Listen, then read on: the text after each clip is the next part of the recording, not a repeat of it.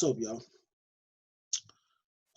It's 11:59, but everything should start in about a couple of minutes. I'm gonna let a couple of minutes go by, see if anybody jumps on. If not, I still got the show must go on. So, got me some silly putty. People might think I'm childish. You know, we shall see.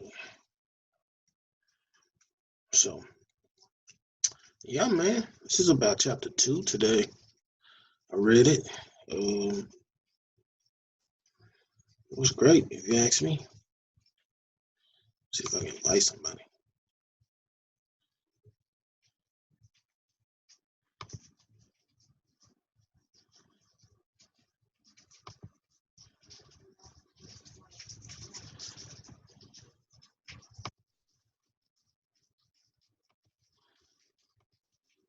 See if I can invite somebody.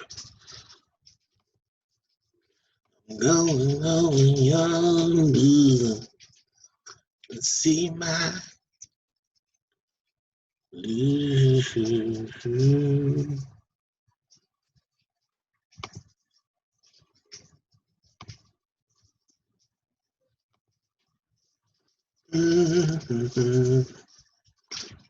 to invite somebody, bro.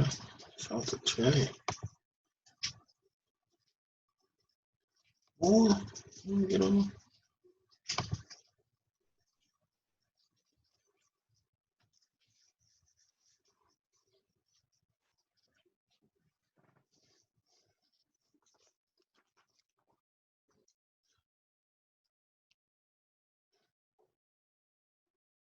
Real quick, so sorry. We still waiting on people to come in. I'm just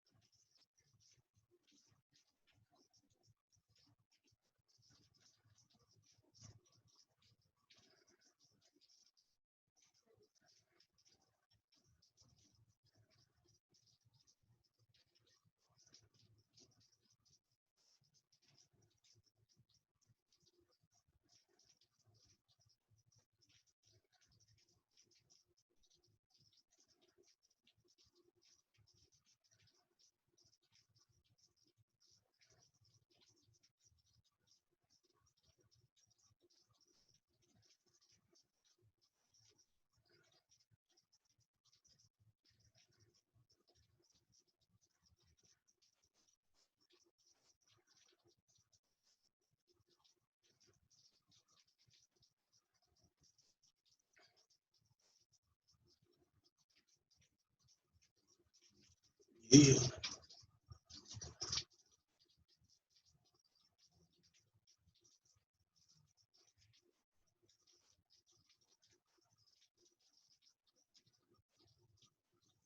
All right. In a couple minutes, I silly putty that came into a pot. Let me put my stuff up.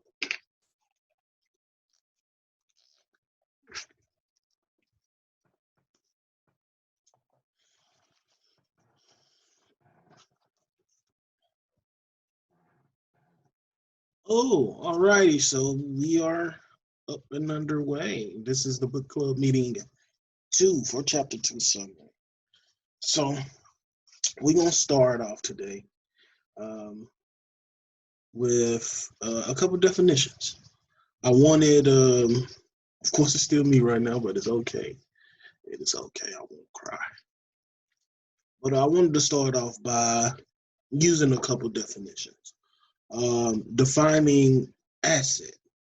So I looked up one on Merriam-Webster.com. Thought it was a very reputable source. So went there. And the first definition I got was the property of a deceased person subject by law to the payment of his or her debts and legacies. Okay. Number 2 was an item of value owned. Okay. Number 3 was something useful in an effort to fail or defeat an enemy. So Out of those three definitions, the ones that I say that I kind of felt like closely related to Robert Kiyosaki's definition was an item of value owned. Number one was very tricky. The property of a deceased person subject by, because it's tricky because Robert says people think that a house, which is normally like the biggest property that they own, is usually like it's an asset, but in most cases it's a liability. Now, with the day and age that we live in now, we know that houses can be assets. So it has kind of changed because of technology and the resources we have, like Airbnbs and such of that nature. So to Robert's initial thing that houses aren't assets, it's kind of like it's kind of been jabbed a couple times. It's been hit with a few punches, which is good, and it's not a problem that he said that. But the one that closely related was an item or value owned. So this item or whatever it is, I use item idea too. If it's something that's of value, it's it's owned by you. It can make you more money, more what I gotta say, more present. Just it can boost you as a person. It can boost your value as a person. So in conjunction, conclusion, I said that the definition of an asset, it gives you the upper hand. Now we're gonna push forward. I wanted to go ahead and define liability. Um, First definitions is the quality or state of being liable. The second definition is something for which someone is liable, and the third one, one that act as as a disadvantage. So my problem with the first two definitions, I hate this in dictionaries and such. Don't give me the word inside the definition to try and make like the quality of state of being. Well, what does liable mean? So anyway, we're gonna reword it. It's the quality or state of being responsible. So whatever happens, you're responsible. Something for which someone is responsible. Like I hate that. So when I summed up all these three definitions, it was just like a liability seems to speak to me disadvantage. So, yeah, those are two Merriam-Webster's definitions, and later on we'll talk more about Robert's definitions. So, now we're going to jump into some of these questions. With what's going on today, do you think the super elite are in the same predicament to die with nothing? Why or why not? And I'm referring to in chapter 2, he spoke about those guys who were the elitists and had all this money, but around that market crash of 1929, they end up passing away. And in most cases, they had little to none, and money was all tied up, and it was all bad. With what's going on, do I think the super elite are in the same predicament? I don't. Because technology has one who's intelligent and one who knows how to use his technology to his or her advantage. We're already 3, 4, 5 steps ahead of the game. So it also allows them to move money quickly. So when things are starting to drop, they know how to. So I don't think they're in the same predicament. Did they take some losses? Yeah, I think they took some losses, but because of technology and being able to act quicker now, and more knowledge on, like I was talking to a friend, my boy Ray, and I was like, you know, maybe it wouldn't have been so bad when, the Great Depression, people was out killing themselves. If they knew, because it was so new, the stock market was so new, they didn't know that it would jump back up, or it had the potential to jump back up, as we've seen over years with the recession and things like that. So maybe if they had the same technology, that's why I'm saying like these guys, they aren't too worried. Though it hurts, it's some hurt, it's some pain there. They're not too worried, and that's as simple as that.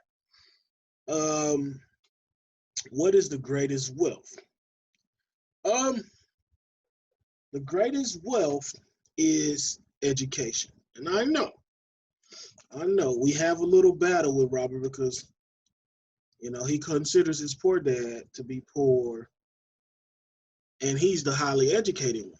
But we got to remember that he's only saying he's poor by his mindset and as it pertains to financial literacy.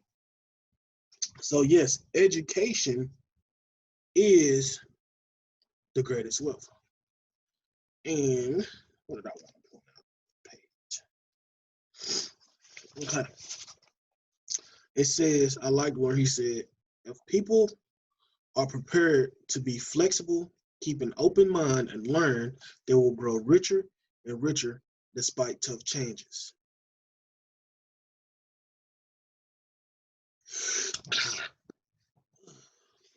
Oh, excuse me.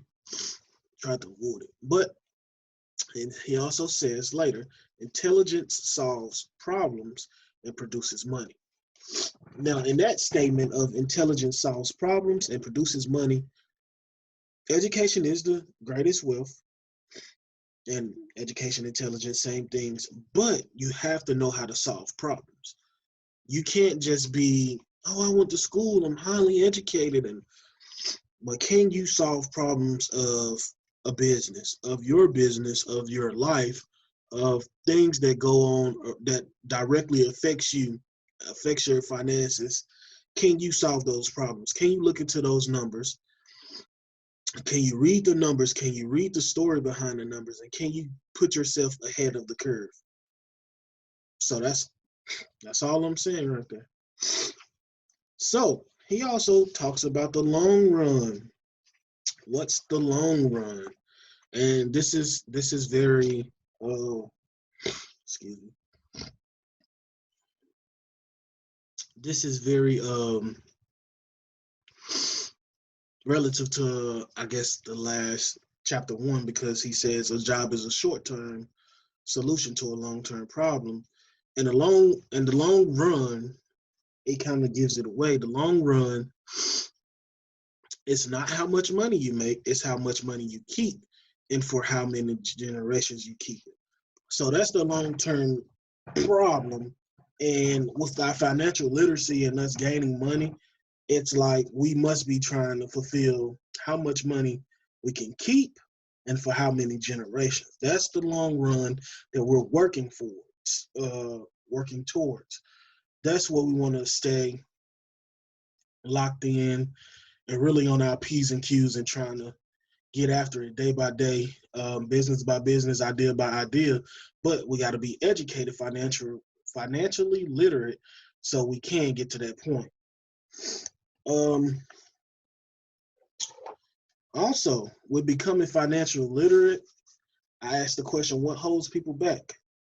And as stated in this book, what holds people back is they're afraid to unlearn and relearn. Yes, we've been, excuse me, you go to school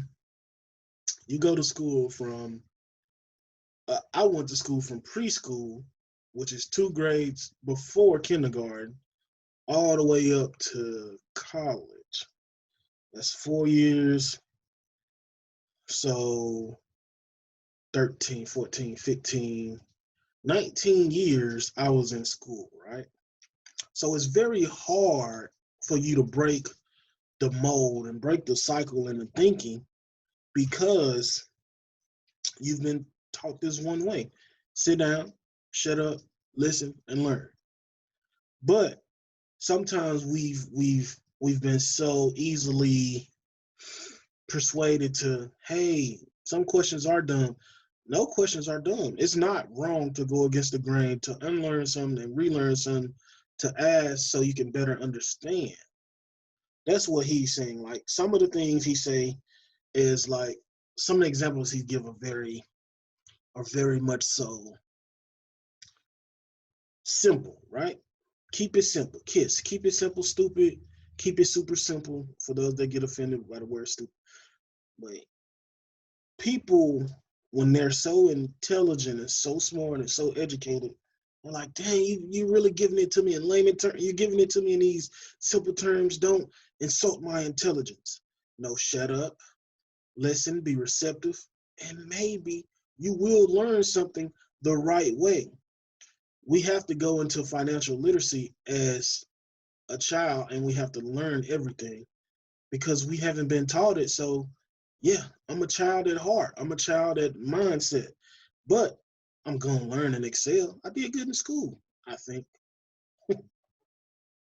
So then this led me to my next question, which was the first time you ever took a finance class and what do you remember? The first time I ever took a finance class, I would say it was like my 12th grade year of high school. And it was economics and they just threw it on there like, oh, you gotta have economics. Um, can I say I remember anything? None, but I remember how inflation works and stuff like that. But other than that, man, I can't tell you two things I remember from that class. So that's the problem that Robert always talks about is like a lot of people are financially illiterate because we're not given those same liberties to learn financial literacy in school because we must go by this curriculum, we must go by this, be in this block schedule and do this, and it's just it's bad, it's bad teaching. Honestly, I would love to get in the school systems sometime and be like, hey, we scrapping it. We're gonna make this, we're gonna do everything different. Of course I'll get kickback, but whatever. Whatever. So now we're gonna switch a little bit and we're gonna talk about the income statement and the balance sheet. So the income statement, or also known as a profit and loss statement, excuse my background noise, it might get louder here for a second. But the profit and loss statement, and then it's a balance sheet. So on your income statement or profit and loss statement, you have income at the top, you have expenses at the bottom, separated by a line, right? Then on your balance sheet, you have assets to your left, and then you have liabilities to your right. It might look like I'm doing the opposite on the screen, but you know. But anyways, what does more assets equate to? So the more assets you get, your assets is to the left, you draw a line. Your assets, it usually equates to more income. Now, what does more liabilities equate to? Liabilities, which is on your right side, you draw your line, and it goes to more expenses. So, what does the poor class usually have more of? The poor class usually have more liabilities than assets. And the liabilities they start to tack on to the income that they're getting is going straight out in expenses. So the poor class, forgive me, the poor class, sorry, are just literally getting their income and it's going out through expenses, to be honest. They really don't even have too much liability. So expenses like taxes, rent, clothes, food, they're basically jackballing. So everybody, I'm not gonna say everybody, but a lot of people who just kick it on the weekends, like you get paid, you gotta get a fresh trip, gotta go out to the club. Sorry, bro, but you're just forking out money. What does the rich class usually have? The rich class, now the rich class, they focus more on having assets, and usually those assets boost their income. They find a way to lower the expenses, and then the extra money they're putting it right back into assets, and it's just boom, boom, boosting their income more and more. So they don't really have too many liabilities. It may be some there. Everybody's gonna have some probably, but they do well with getting more assets than liabilities and using most of their assets to pay for some of the liabilities. That's what I'm learning from this. And the middle class is who I was talking about first, technically. The middle class, they get their income from job, salary, whatever, and it loops around to go and pay for the liabilities. So yeah, they may have a mortgage, some car loans, student loans, and stuff like that. But it goes down to that liabilities column, and then it kind of like spews out. But they may have some money left over, but in most cases, are they using their monies to put back in assets? They probably are, but not as much or not as good as a rich person because they need to lower their expense column. So these charts were very simple to follow, and I feel like he really did good with like dumbing it down. And like I said, I'm just open to unlearn and relearn, and I feel like I got a good, after going over it a couple times, I feel like I got a good base. Also, he talks about in this financial literacy chapter, a lottery winner wins money, but eventually it's back at square one. Why? It's simple. They don't have the mindset. They don't have the knowledge. They're not financially literate. So just because you get more money, it's like what they said, more money, more problems. Yeah, because you haven't changed your mindset to think more advanced and focus on that long run, which is how to keep more money in your pocket and for generations to come. They're not thinking about that. They're thinking, hey, man, I just got lottery money. Look, bro, I'm at a restaurant. Hey, you get a tip of $500. Them 500 start adding up real quick. So that's why it's great to be financially literate. And in certain cases, you can make more money on jobs. It's been instances where couples have made more money, but they were still financially illiterate and was doing the wrong thing with their money, so they still were in the rat race. He talked about the rat race a lot, and that's just life. Until you educate yourself and go forward, hey, it is what it is. So I'm not going to keep you much longer. I'm just going to go over a couple definitions that he had at the end of the chapter. So we're going to just go down the list. 401k. 401k is a U.S. retirement plan developed by the ERISA Act of 1974 when companies realized they could not provide for retirees' health care. An asset. An asset is defined as something that puts money in your pocket with minimum labor. That's Robert's definition, which is a great definition to hold on to, and we're going to expound upon that chapters and times to come. Balance sheet was the lower part of an income statement diagram, so-called because it's supposed to balance assets against liabilities. Remember, the more assets you have and the less liabilities, the more money you can have in your income column and you can put back into your assets. Cash flow. Cash coming in cash flow is defined as cash coming in as income and cash going out as expenses. It is the direction of cash flow that determines whether someone is income, expense, asset, or liability. Cash flow tells the story. Financial aptitude is defined as what you do with the money once you make it, how to keep people from taking it from you, and how to keep it longer, and how to make money work hard for you. Golden rule is defined as he who has the gold makes the rules. Those with money are calling the shots right now. Those with money are calling the shots right now in our I keep saying social, in our health pandemic right now. Those with money are calling the shots. Should they have called shots earlier to prevent it from getting bad? Yes, but they ain't me, and I ain't got their type of money. And until I get their type of money, I just got to shut up and focus on me. Until I change me, I can't change the world. Income. Income is defined as the money that is received as a result of the normal business activities of an individual or business. Income statement or profit and loss statement is defined as it measures income and expenses, money in and money out. Liability is defined as, by Robert Kiyosaki, something that takes money out of your pocket. A mutual fund is defined as a variety of stocks, bonds, or securities grouped together, managed by a professional investment company, and purchased by individual investors through shares. The shares possess no direct ownership value in the various companies. Social Security is defined as a social welfare or social insurance program commonly funded through automatic payroll deduction to subsidize persons in their old age and with disabilities. So,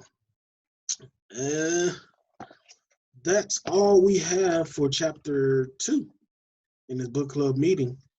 Chapter 3 is next up, and it's lesson 3, mind your own business. Ooh, I think I'm gonna like that chapter. But I hope that this video, this book club meeting, can help someone. Hope to see you all for chapter 3. It's gonna be coming to you fast, the summary, and then the book club meeting. I'm not gonna stop until we finish this book, and I got the smaller version, but this is how much I've read. This is how much. I don't know what that was about, but yeah, it's almost done. So yeah, book chapter 2 is in the book. We on to chapter 3. I shall see you all later. See you.